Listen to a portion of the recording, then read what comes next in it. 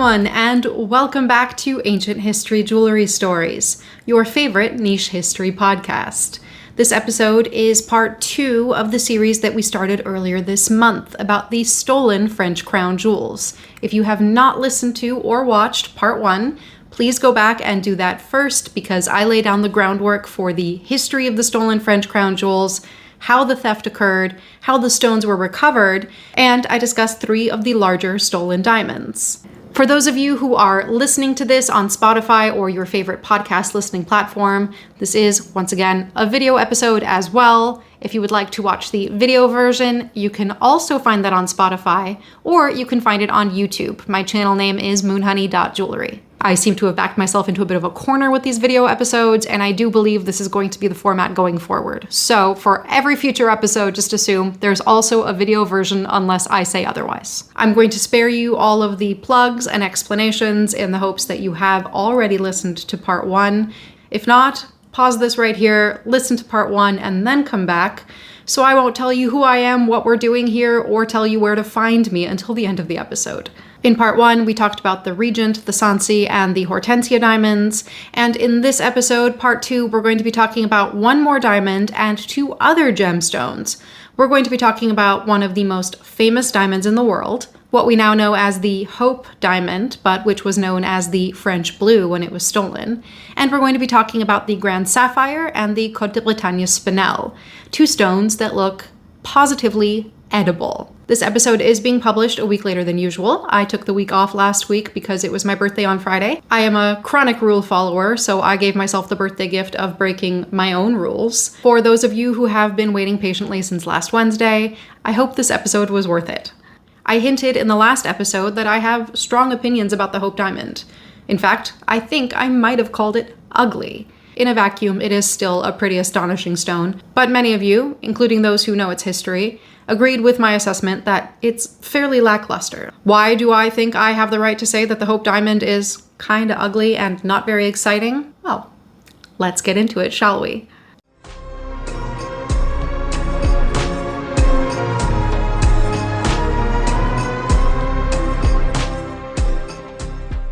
In its current form, the Hope diamond is an irregular oval-shaped, 45.52 carat, deep blue diamond. It is in the collection of the Smithsonian at their Museum of Natural History, and it is their showpiece. If you visit their gem collection, the Hope diamond is guaranteed to have a crowd around it. The stone was donated to the museum in the 1960s by the jeweler Harry Winston, and it has been one of the major draws of their gem collection ever since. But it has a long, broad, and intriguing history that a lot of people are simply completely unaware of. You might be wondering why I'm even bringing this up in a podcast about the stolen French crown jewels. And that is because, if you haven't guessed by now, it is one of the stolen French crown jewels. When this was stolen in 1792, it would not have been known as the Hope diamond. It was originally known as the French blue. In fact, that's not even its first name. Before being known as the French blue, it was known as the Tavernier blue. The Tavernier blue, named after Jean-Baptiste Tavernier, an adventurer and gem merchant, weighed an incredible 112 carats. That is a very large blue diamond. This stone came from India, most likely from the Kollur mines in Golconda, and as I mentioned in the previous episode, diamonds from the Golconda region of India are generally known for being perfectly clear with very few inclusions. That was definitely true of the original Tavernier blue diamond. Most likely brought to France from India by Jean-Baptiste Tavernier in 1666, it was originally described as being a beautiful violet color. At this point in the 17th century, violet was used to describe various shades of blue, so this is not a purple stone, but a deep blue color. It was cut in a table cut, a fairly crude table cut, irregular and asymmetrical, and it was described as having perfect clarity.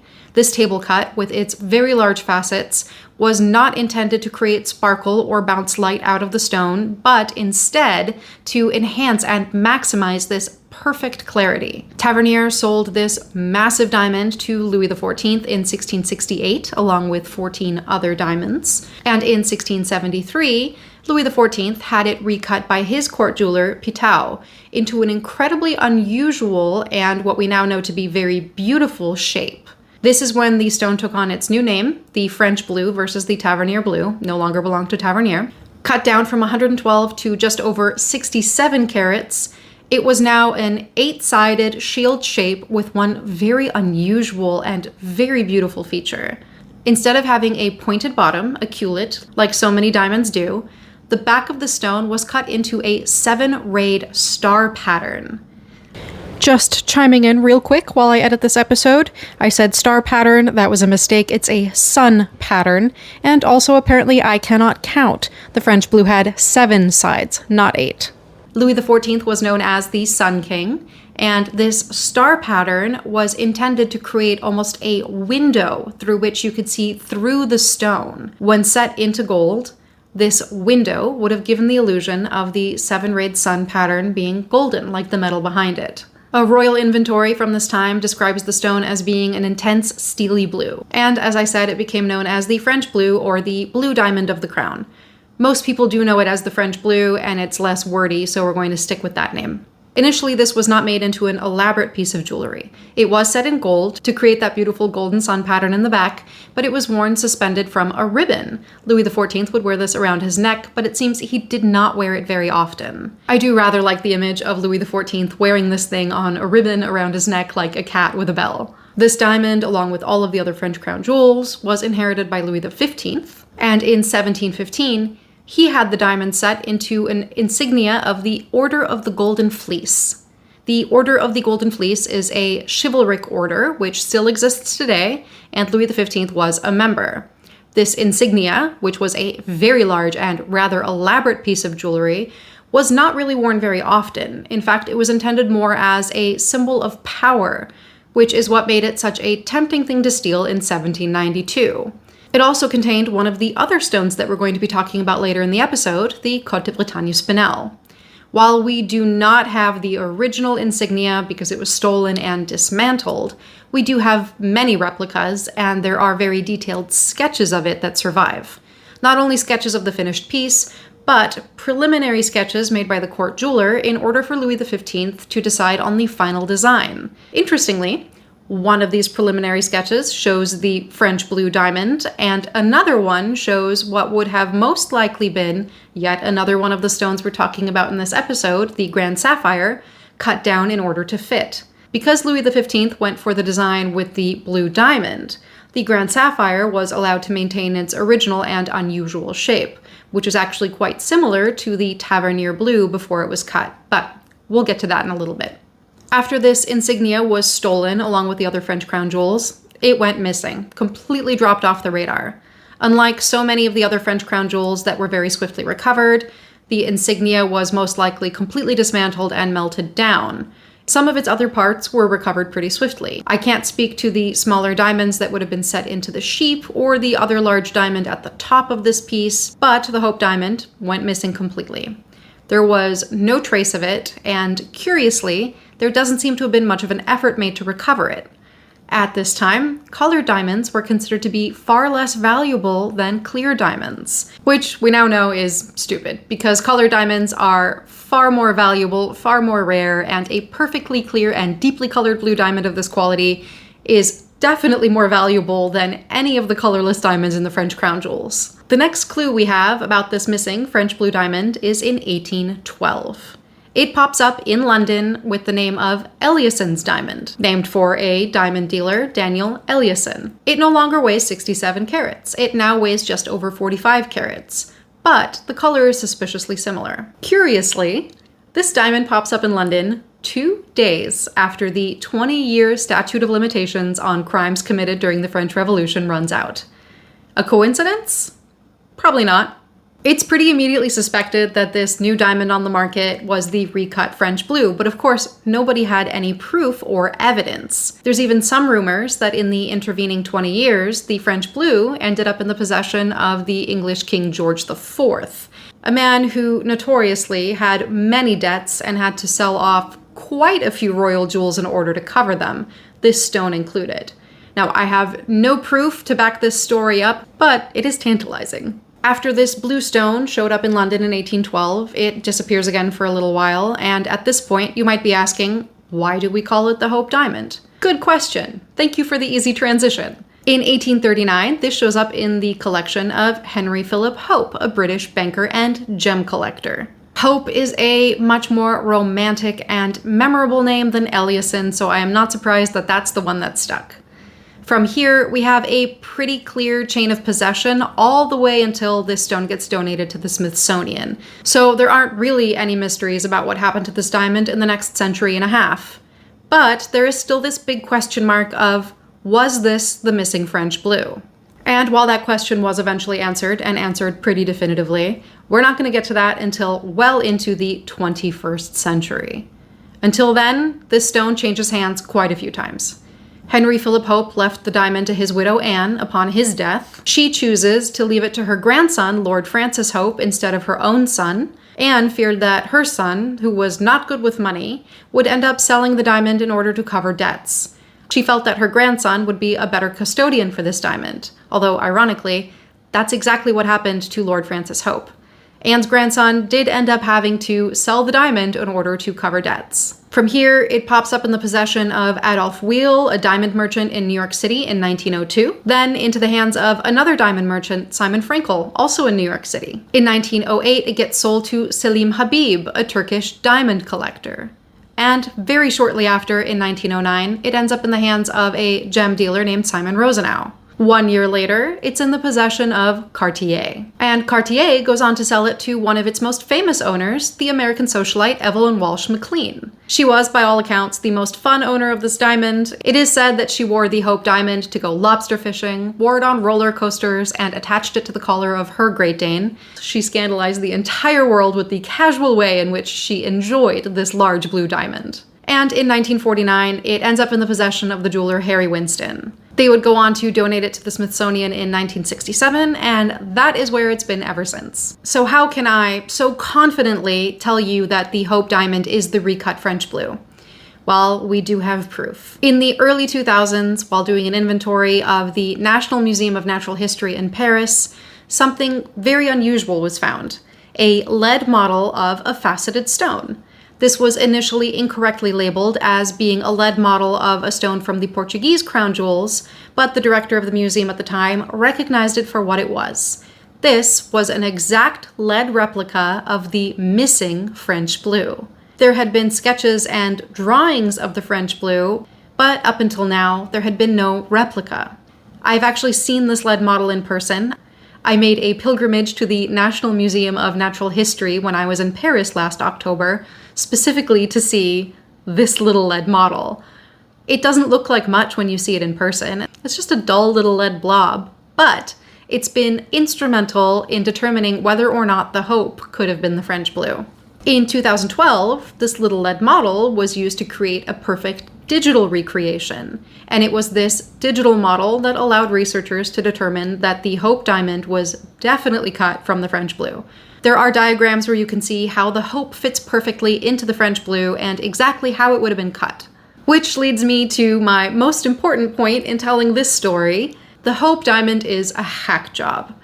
It was cut entirely in an effort to obfuscate its origins. It was not cut to beautify, and it was not cut by someone who really knew what they were doing. It was cut awkwardly. The proportions of the stone are not very beautiful. It's asymmetrical. The facets don't look so great. And worse than that, it has lost so much of its fire and sparkle because of how it had to be cut out of the French blue. One of the most distinctive features of the French blue that had to be removed in order to hide it was that beautiful 7-rayed sun pattern on the back. They had to chop the entire back of the stone off and remove evidence of all 8 sides of the shield shape. Diamonds, when cut by a skilled diamond cutter, are cut in a way that enhances the color of the stone, increases the scintillation, which is the glittering effect that you see when the facets bounce light around, and generally maximizes the beautiful aesthetic properties of the diamond. The Hope did none of those things. Whoever got their hands on this stone and chopped it up in order to hide it was probably trying to keep it as large as possible, but did the stone no favors in terms of aesthetic value. And like I said at the beginning of the episode, if you see this at the Smithsonian, it is still awe-inspiring, just by virtue of being an incredibly large, incredibly blue diamond. But it doesn't really have any depth to it. The stone looks kind of dull, the color is a bit dead, and it certainly would not be described as a beautiful violet color or of perfect clarity by anyone who sees it today. Furthermore, the new setting that it was put into by Harry Winston in the early 20-teens is hideous. I think this is a stone that deserves to be displayed with no setting or mounting whatsoever. At least then you could appreciate it as the incredibly rare specimen that it is. And it's not like I think the Cartier setting that it was originally in when it went to the Smithsonian was that much better, but the new Harry Winston setting really is just very much of its time, already looks outdated, and does not help elevate this already butchered blue diamond. So we've gone down from 112 carats to just over 67 carats to just over 45 carats. And of course, this leads us to ask, what happened to the rest of the diamond? Are there bits and pieces of the Hope diamond lying around in the form of other, smaller diamonds? For a very long time, it was suspected that there might have been usable fragments of the French blue and even the Tavernier blue when they were cut down. Two diamonds that had been touted as being potential sister stones to the Hope are the Brunswick blue and the Peary diamond. Unfortunately, neither of those seem to exist in the modern world, and if they do, we don't know where they are. Furthermore, studies done by the GIA, the Gemological Institute of America, have concluded that there almost definitely weren't any usable fragments of the stone from either cutting. With the knowledge of how diamonds would have been cut when the Tavernier blue was turned into the French blue, and when the French blue was hacked into the Hope diamond, it becomes pretty obvious that there was no way for usable fragments to remain. We're not going to get too much into how diamonds are faceted, I have covered that in previous podcast episodes, but diamonds can be shaped in one of two ways: cleaving and grinding. Knowing what we know now about the dimensions of the stone in all three of its forms, it's pretty unlikely that any pieces were cleaved off that were large enough to cut into other diamonds, and it's more likely that the surfaces were ground down, leaving behind nothing but diamond dust. And since the Brunswick blue and the Peary diamonds are nowhere to be found, there's not really any good way to test them against the Hope diamond. I can hear some of you out there screaming, but what about the curse? I don't believe in cursed stones. I'm not even going to disrespect this diamond by getting into a supposed curse. There is no such thing as a cursed gem. It's a great marketing tactic, but it's not a real thing. If you want to learn about the curse of the Hope diamond, you're going to have to do that independent research without me. Very sorry. I think these gemstones are interesting enough with their actual histories. Interesting enough because these come out of the earth. This is something formed by nature and geology, that I'm not going to go down the undignified path of talking about made-up curses. The last thing I will talk about, though, are these incredibly beautiful cubic zirconia replicas of the Tavernier blue, the French blue, and the Hope diamond made by the Smithsonian. These three replicas are an incredible illustration of all three forms that this diamond has taken. The Tavernier blue, clearly cut in order to enhance the clarity of this stone. The French blue, cut into that unusual and beautiful shield shape with the 7-rayed sun pattern in the back.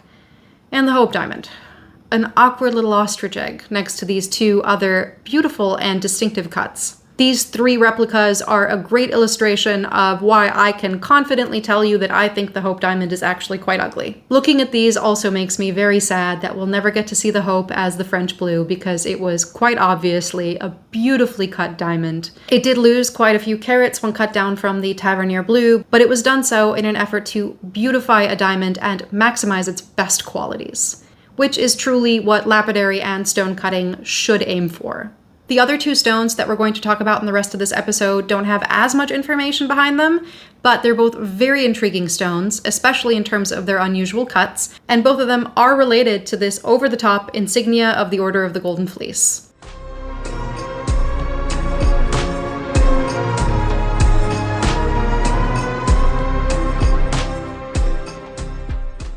Up next, we are talking about a sapphire. This is known as the Grand Sapphire, sometimes mistakenly referred to as the Ruspoli sapphire, but that is actually an entirely different and unrelated stone. The Grand Sapphire was added to the French crown jewels in 1669, right around the time that the Tavernier Blue was acquired, so of course it was also purchased by King Louis XIV. It is possible that Louis XIV acquired the sapphire from Tavernier, but there are no records indicating who this sapphire might have been purchased from, which does hint at the fact that it may have been a gift and not a purchase. Weighing 135.74 carats, it is cut into a very intriguing lozenge shape. It has 6 sides, and I can't help but think it looks like a blue Jolly Rancher. I want to taste this thing so bad.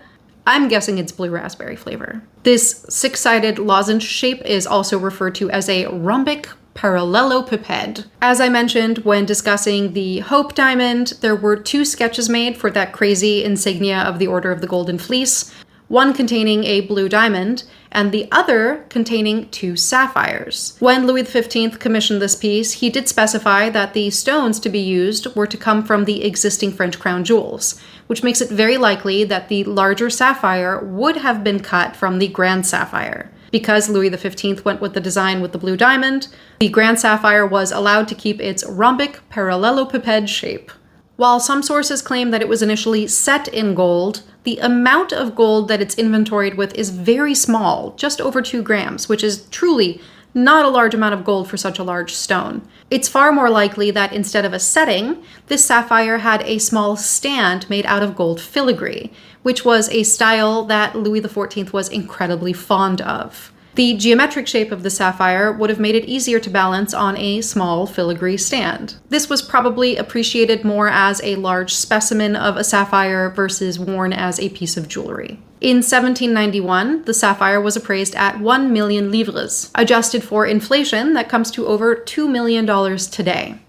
Then, of course, the next year, in 1792, it was most likely stolen with the rest of the French crown jewels. It is a little unclear whether or not the stone was actually stolen, but an inventory made immediately after the theft does not list any remaining sapphires. So whether or not it was stolen with the rest of the crown jewels, it definitely was not there after the theft. Interestingly, the sapphire was donated to the National Museum of Natural History in Paris pretty soon after the theft, so that means it had to have been found pretty quickly. It was donated in 1796, and that's most likely because the shape of the sapphire was thought to be naturally occurring. We know now that this is not a naturally occurring sapphire crystal. This had to have been cut, most likely in India, but at the time it was thought that this was a natural sapphire crystal that had simply had its facets polished. Modern analysis of the Grand Sapphire indicates that it came from Sri Lanka, although the cut indicates that it made its way to France from India. This is why some theorize that Louis XIV got the stone from Jean-Baptiste Tavernier, because there simply weren't that many gem dealers bringing stones back from India. Its cut is also remarkably similar to the Tavernier Blue. This beautiful geometric table cut with very large facets, intended to show off the clarity of the stone versus create sparkle. When you put the Grand Sapphire next to models of the Tavernier Blue, the similarities are striking. The colors and the cuts would have been fairly similar, although the Tavernier Blue was asymmetrical. This stone is still at the National Museum of Natural History in Paris, and although I did get to see it when I was there, I, for whatever reason, did not think to take videos or photos. It looks just as tasty in person, and if you can look at this stone without wanting to lick it, you have far more self-control than I do. Unfortunately, that's pretty much all we know about it, but we are fortunate that it was allowed to keep its original geometric table cut. This is such an unusual cut, especially for a large, very fine sapphire. So many stones like these have been recut and refashioned over the intervening centuries that this stone becomes a true curiosity.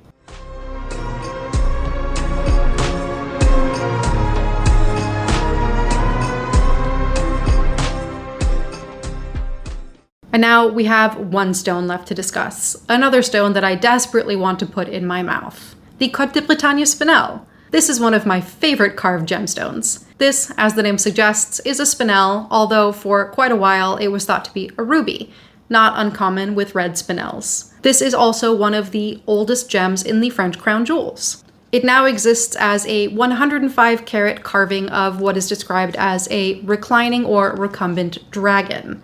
but it was initially a 214-carat stone hailing from Pakistan. It had a lovely three-pointed shape, again, a geometric table cut very similar to both the Tavernier Blue and the Grand Sapphire, and it originally belonged to Anne de Bretagne, which is where it gets his name. She was the wife of Louis XII. This stone was pawned numerous times, going in and out of royal hands, until it was eventually cut into this beautiful dragon shape by Louis XV in 1750. As you may have noticed from the reproductions and sketches of that insignia of the Order of the Golden Fleece, this beautiful carved dragon featured prominently in that over-the-top piece of jewelry. Set so that the dragon was facing downward, it was one of the focal points of the insignia, and while the insignia was dismantled and probably melted down for its gold, the dragon was recovered intact. I suppose it would have been too difficult to cut this dragon down in a way that would have hidden its origins, unlike the Hope Diamond. This piece was recovered shortly after its theft in 1792, of course having been pried from its golden fleece insignia, and it resides with the rest of the French crown jewels at the Galerie d'Apollon at the Louvre. Some people visit the Louvre with the hopes of seeing the Mona Lisa. I visited the Louvre with the hopes of seeing the Côte de Bretagne spinel. I spent quite a bit of time looking at it, and I have come to the conclusion that it's most likely strawberry flavored. Disappointingly, despite being maybe the oldest gem in the French crown jewels, it has so little history that we can actually talk about. Despite knowing that it came from Pakistan and that it was pawned and sold and resold multiple times over, there really isn't much documentation that we can talk about. I'm going to have to be content with showing you this picture once again and asking you to please consider, what flavor do you think this gummy dragon is?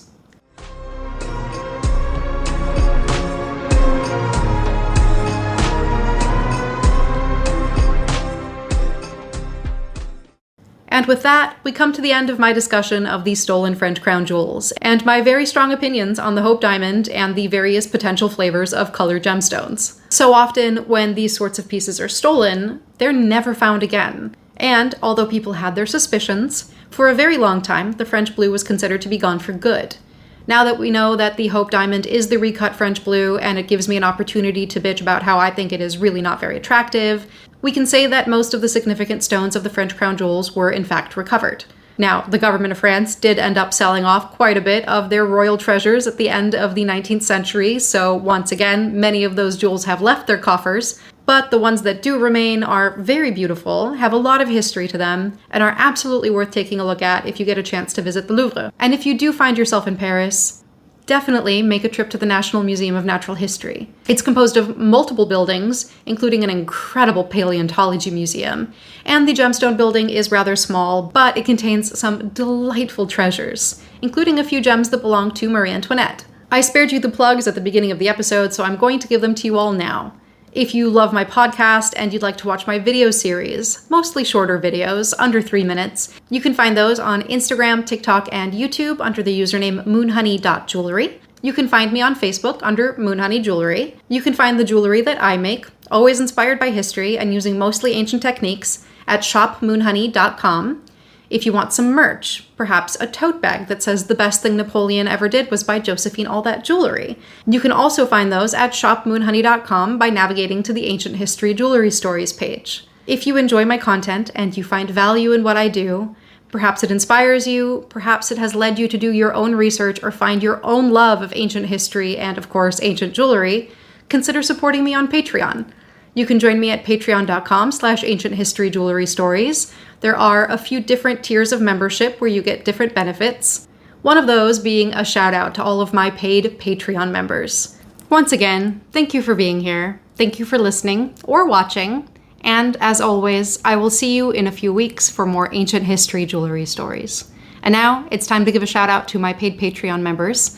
This list keeps growing. I feel so fortunate to have you all supporting me. I love you from the bottom of my heart. Thank you so much for being along for this ride. Forgive me for looking down at the list to read this time. It's starting to get a little bit uncanny when I stare into the camera every time I say a name. So a huge, huge, heartfelt thank you to Patty Crocker, Martha Garcia, Teresa Hansen, Carrie, Kat Peterson, Sarah Hackett, Marianne, Michael D. Clifford, Sarah Pounders, Anne-Marie Nichols, Miranda Schaefer, Lindsay Breeze, Sarai, Laura Hastings Brownstein, Tiff, Susanna Ress, Uncle Mike and Aunt Jody, hi guys, Jason Russ, Molly, Rivka McCormack, Dilara Özkardeşler, That's my sister.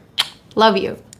Kate, Deborah Hansen, Armored Chocobo, Jennifer Moshier, Julie Spradley, Emma J. Makes, Mary Lee, Flying Chef, Liz Bouchette, Erin Atkinson, Michelle Dunphy, Bree S., Connor, Magda Chope, Catherine Elizabeth, Beth, Stannis Fluoride, Megan Rose Thomas, Mimi Fondren, Bonnie Glass, Colsey Tucker, Mink Rose, Jennifer Crosscree, Amy Radner, and Jennifer Baker.